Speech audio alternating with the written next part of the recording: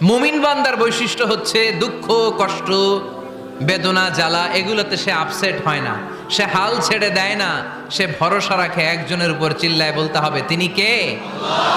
কারণ মুমিন জানে রাত্রি যত গভীর হয় অন্ধকার তমানিসা ভেদ করে সুবহে সাদিক হয়।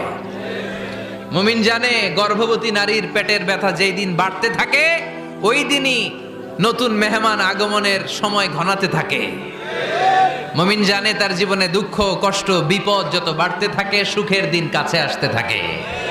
এজন্য মুমিনের হারাবার কিছু নেই। ফা ইন্নামা আল উসরি ইউসরা, ইন্নামা আল উসরি ইউসরা। নবী হে, কষ্টের পরেই আছে আনন্দ, দুঃখের পরেই আছে সুখ। আপনি সমস্যায় পড়েছেন, ওই সমস্যার সমাধানও আছে না নাই? এই পৃথিবীতে এমন কোন সমস্যা আছে যেটা সমাধান নাই? কথা বলেন। সমস্যা তৈরি করেছে কে? আবার সমাধানও দিয়েছে কে? আল্লাহ ডাজন্ট ক্রিয়েট